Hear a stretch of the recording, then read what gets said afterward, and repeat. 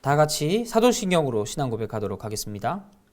전능하사 천지를 만드신 하나님 아버지를 내가 믿사오며 그 외아들 우리 주 예수 그리스도를 믿사오니 이는 성령으로 잉태하사 동정녀 마리아에게 나시고 본디오 빌라도에게 고난을 받으사 십자가에 못 박혀 죽으시고 장사한 지 사흘 만에 죽은 자 가운데서 다시 살아나시며 하늘에 오르사 전능하신 하나님 우편에 앉아 계시다가 저리로서 산자와 죽은 자를 심판하러 오시리라. 성령을 믿사오며 거룩한 공예와 성도가 서로 교통하는 것과 죄를 사하여 주시는 것과 몸이 다시 사는 것과 영원히 사는 것을 믿사옵나이다. 아멘.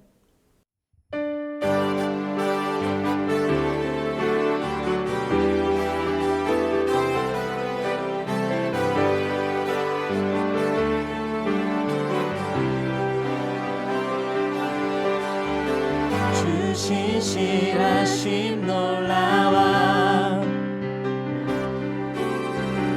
죄인의 마음 흔드네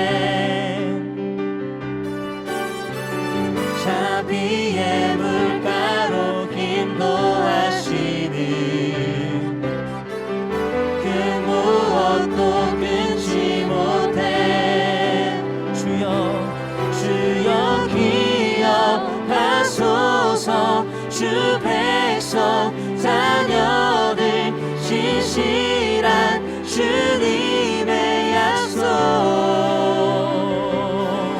주님의 은혜 내게 넘치네 나를 향한 주 은혜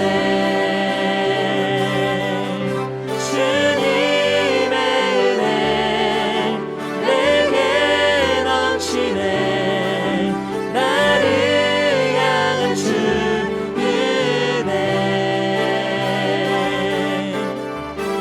공의와 사랑 놀라와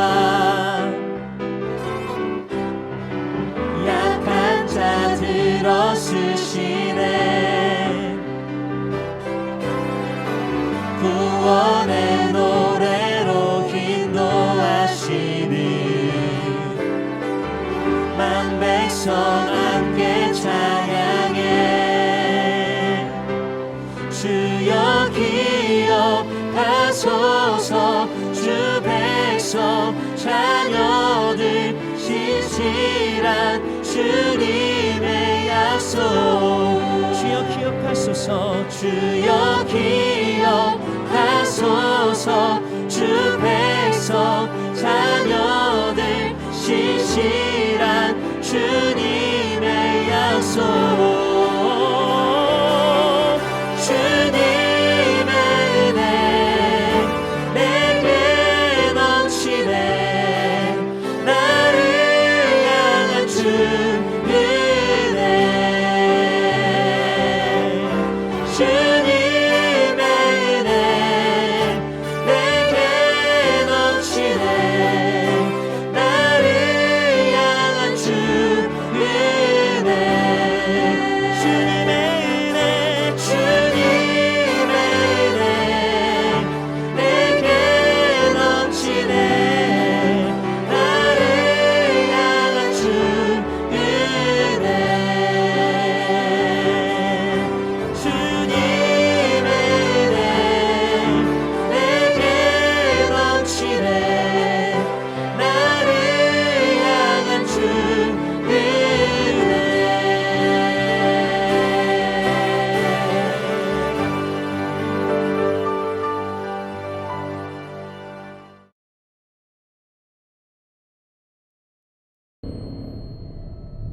다윗과 그의 사람들이 사흘 만에 시글락에 이른 때 아말렉 사람들이 이미 네겝과 시글락을 침노하였는데 그들이 시글락을 쳐서 불사르고 거기에 있는 젊거나 늙은 여인들은 한 사람도 죽이지 아니하고 다 사로잡아 끌고 자기 길을 갔더라. 다윗과 그의 사람들이 성읍에 이르러 본즉 성읍이 불탔고 자기들의 아내와 자녀들이 사로잡혔는지라. 다윗과 그와 함께한 백성이 울 기력이 없도록 소리를 높여 울었더라. 다윗의 두 아내 이스라엘 여인 아히노암과 갈멜 사람 나발의 아내였던 아비가일도 사로잡혔더라.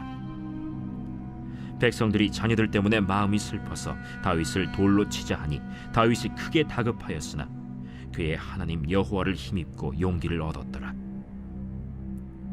다윗이 아히멜렉의 아들 제사장 아비아달에게 이르되 원하건대 에봇을 내게로 가져오라. 아비아달이 에봇을 다윗에게로 가져가매 다윗이 여호와께 묻자와 이르되 내가 이 군대를 추격하면 따라잡겠나이까? 그를 쫓아가라. 내가 반드시 따라잡고 도로 찾으리라. 이에 다윗과 또 그와 함께한 600명이 가서 브솔 시내에 이르러 뒤떨어진 자를 거기 머물게 했으되 곧 피곤하여 브솔 시내를 건너지 못하는 200명을 머물게 했고 다윗은 400명을 거느리고 쫓아가니라. 무리가 들에서 애굽 사람 하나를 만나 그를 다윗에게로 데려다가 떡을 주어 먹게 하며 물을 마시게 하고 그에게 무화과 뭉치에서 뗀 덩이 하나와 건포도 2송이를 주었으니 그가 밤낮 사흘 동안 떡도 먹지 못하였고 물도 마시지 못하였음이니라. 그가 먹고 정신을 차리매 다윗이 그에게 이르되 너는 누구에게 속하였으며 어디에서 왔느냐? 나는 애굽 소년이여 아말렉 사람의 종이더니 사흘 전에 병이 들매 주인이 나를 버렸나이다. 우리가 그렛 사람의 남방과 유다에 속한 지방과 갈렙 남방을 침노하고 시굴락을 불살랐나이다. 내가 나를 그 군대로 인도하겠느냐? 당신이 나를 죽이지도 아니하고 내 주인의 수중에 넘기지도 아니하겠다고 하나님의 이름으로 내게 맹세하소서. 그리하면 내가 당신을 그 군대로 인도하리이다. 그가 다윗을 인도하여 내려가니 그들이 온 땅에 편만하여 블레셋 사람들의 땅과 유다 땅에서 크게 약탈하였으므로 말미암아 먹고 마시며 춤추는지라. 다윗이 새벽부터 이튿날 저물 때까지 그들을 치매 낙타를 타고 도망한 소년 400명 외에는 피한 사람이 없었더라. 다윗이 아말렉 사람들이 빼앗아갔던 모든 것을 도로 찾고 그의 2 아내를 구원하였고 그들이 약탈하였던 것 곧 무리의 자녀들이나 빼앗겼던 것은 크고 작은 것을 막론하고 아무것도 잃은 것이 없이 모두 다윗이 도로 찾아왔고 다윗이 또 양떼와 소떼를 다 되찾았더니 무리가 그 가축들을 앞에 몰고 가며 이르되 이는 다윗의 전리품이라. 다윗의 삶을 보면 언제나 위기의 연속임을 우리는 알 수 있습니다. 자신의 종족인 이스라엘과 싸워야 되는 그 상황 속에서 하나님의 은혜로 또 다윗은 그 위기를 모면하게 됩니다. 이스라엘과 싸우지 않게 됐다는 안도감에도 안도감 되지 않아서 다윗은 또 다른 위기를 맞게 되는데요. 집으로 돌아갔을 때 그 시글락에 있던 다윗의 가족과 또 다윗과 함께한 자들의 가족이 아말렉의 공격을 받아서 납치당했다는 사실을 알게 됩니다. 너무도 큰 절망 가운데 있는 사람들은 안도감에 있던 와중에 더 큰 절망을 만나게 되자 그곳에 주저앉게 됩니다. 절망을 벗어났다고 안심한 순간, 그 순간 맞닥뜨린 더 큰 절망은 그곳에 있는 사람들로 하여금 더 이상 일어날 수 없는 힘이 없게 만드는 상황을 만들겠다는 거죠. 이런 상황에 대해서 4절에서는 그들이 울 기력도 없이 소리 높여 울었다라고 이야기합니다. 그들에게 더 이상 이보다 더 큰 절망은 없었다는 것이지요. 이런 상황 속에 사람들은 올바른 판단, 정상적인 판단을 할 수 없게 됩니다. 그래서 그들은 이것에 대한 원인이 누구에게 있는가 그 화풀이 대상을 찾게 됩니다. 그가 바로 다윗이 된 거죠. 다윗 역시 많은 사람들과 같이 가족들을 잃게 되었지만 사람들은 그것들은 생각하지 않게 됩니다. 다윗 때문에 이 모든 일이 일어나게 되었고 또 다윗을 죽여서 이 일을 해결하자고 화풀이 대상으로 삼자고 이야기했던 것 같습니다. 이런 위기의 순간에 다윗은 다급하였다고 성경은 표현하고 있습니다. 그렇지만 그 가운데서도 다윗은 하나님을 의지하여서 힘입었다고 성경은 또 표현합니다. 위기의 순간 가운데 하나님을 의지하여서 힘을 입은 사람 다윗, 그 사람은 어떻게 살았고 또 어떻게 행동했는지 오늘 본문을 통해서 좀 더 자세히 살펴보려고 합니다. 위기의 순간에 다윗은 항상 하나님을 의지했습니다. 그리고 하나님께서는 그런 다윗에게 새로운 방향을 보여주시고 알려주셨다는 거죠. 다윗은 그곳 가운데 하나님께서 함께 하신다는 그 사실을 믿었고 의지했습니다. 그렇기 때문에 다윗은 이 모든 상황을 이겨낼 수 있었던 거죠. 하나님께서 그런 다윗에게 새로운 상황과 또 여건을 마련해 주셨습니다. 다윗은 하나님께 의지하고 그의 의견을 묻기 위해서 제사장에게 에봇을 가져오라고 이야기합니다. 아히멜렉의 아들 아비아달에게 에봇을 가지고 와 직접 하나님께 묻게 되는 것이지요. 우리는 여기서 신앙생활의 중요한 원리를 찾을 수 있습니다. 다윗이 했던 것이 바로 신앙생활의 기본이 된다는 거죠. 어떤 일을 할 때 하나님께 묻는 것. 이것은 우리의 수동적인 삶을 의미하지 않습니다. 하나님을 의지하는 그 마음 중심을 이야기하고 있는 것입니다. 신앙생활이란 그런 것입니다. 하나님을 의지하고 하나님을 바라보는 것, 그것이 기초가 되는 삶이 바로 신앙생활이라는 것입니다. 위기의 순간에 자신을 의지하고 신접한 무당을 의지했던 사울과는 달리 다윗은 위기의 순간 앞에서도 하나님을 의지했고 하나님께서 함께 하신다는 것에 힘입어 나아간 사람이었습니다. 그런 다윗에게 하나님께서는 은혜를 베푸셔서 모든 것을 가능하도록 만들어 주셨죠. 어디로 갔는지 알 수 없는 아말렉을 쫓아 다윗은 길을 떠나게 됩니다. 하나님께 물어보자 하나님께서는 그들을 쫓아가라. 그러면 도로 찾을 것이라고 말씀해 주십니다. 다윗은 이것에 힘을 얻어 함께 있는 사람들 중 600명과 함께 아말렉을 추격하게 됩니다. 아말렉이 어디로 갔을까요? 알 수 없습니다. 그런 다윗은 추격합니다. 갑니다. 하나님께서 만나게 해주실 거라는 그 믿음으로 나아가게 된 거죠. 아니나 다를까 가는 곳에 문제가 생기죠. 600명이 함께 갔지만 사람들이 피곤하여서 부솔 시내가에서 약 200명이 체류하게 됩니다. 세상의 원리에 따라선 많은 사람이 가는 게 전쟁에도 유리하고 또 승률도 높다고 이야기합니다. 이것은 세상의 원리죠. 하지만 다윗은 그 가운데 지체하지 않고 떠나게 됩니다. 사람들은 이야기합니다. 합리적으로 생각해야지, 쉽게 가야지, 또 가능한 것을 해야지라고 이야기합니다. 이건 가능성이 없어. 그럼 하지 않아야지라고 이야기하는 거죠.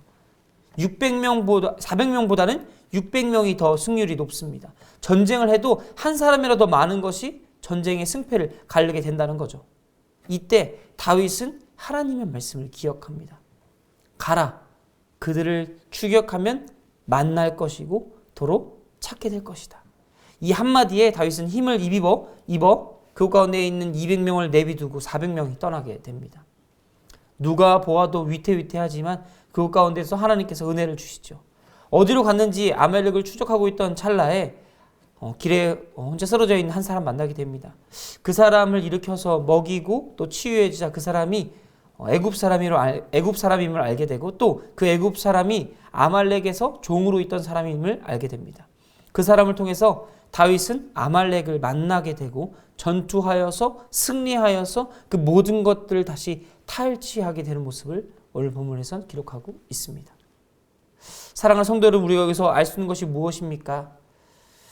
하나님께서는 모든 것을 가능하게 하시고 모든 것을 이루시는 분임을 다시 한번 깨닫게 됩니다. 우리의 삶에 우리가 주인이 아니라 온전히 하나님께서 주인이심을 다시 한번 깨닫게 된다는 거죠. 모든 피조 세계는 다 하나님께서 주인이시지만 하나님께서 맡겨주신 그 은혜 안에서 살아가게 된다는 것을 다시 한번 발견하게 됩니다. 사람들은 한 가지에 기뻐하고 한 가지에 슬퍼합니다. 하나에 넘어지고 또 하나에 일어나기도 합니다. 그러나 이 모든 것들 가운데 우리가 승리할 수 있는, 힘을 낼 수 있는, 그리고 우리가 가장 신뢰할 만한 것이 있다는 것은 바로 하나님께 있다는 것을 다시 한번 생각하게 된다는 것입니다. 하나님의 계획은 모든 사람의 생각을 뛰어넘습니다. 가는 길에 버려진 애국 사람을 만날 줄 누가 알았겠습니까? 하나님께서 그 사람을 예비해 두었던 거죠. 그 사람을 통해서 하나님께서는 다윗을 승리로 이끌어 주십니다. 전혀 생각하지 못했고 이해할 수도 없는 상황 가운데 하나님께서는 하나님을 드러내시고 하나님의 백성으로 하여금 승리하게 한다는 것입니다. 그리고 하나님께서 말씀하신 그 모든 것이 이루어졌습니다. 사랑하는 성도 여러분, 하나님은 절대적이고 신뢰할 만한 분입니다. 우리는 그것들을 자주 간과합니다. 그렇기 때문에 우리가 사는 세상 가운데 하나님을 더욱더 신뢰하는 연습을 해야 하는 것입니다. 세상은 언제나 효율적이고 합리적이고 이성적으로 가능한 것을 하라고 요구하지만 하나님께서는 때론 이것들을 뛰어넘는 방법으로 우리를 이끌어 가십니다.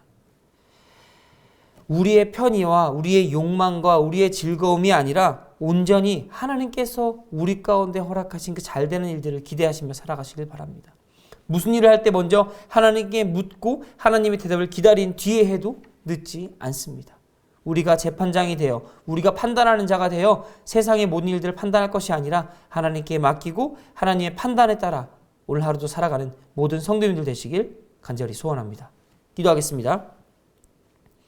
사랑의 하나님 감사합니다. 오늘 다윗의 모습을 통해서 하나님을 의지하고 신뢰하는 것이 얼마나 훌륭한 일임을 다시 한번 깨닫게 됩니다. 하나님 말씀은 온전하시고 하나님을 신뢰할 만하시기에 온전히 하나님만 이 세상 가운데 주인이심을 다시 한번 고백하는 하루가 되게 하여 주시옵소서. 오늘 하루도 하나님께 함께 해줄 걸 믿사오며 감사합니다. 사랑합니다. 예수님의 이름으로 기도드렸습니다. 아멘.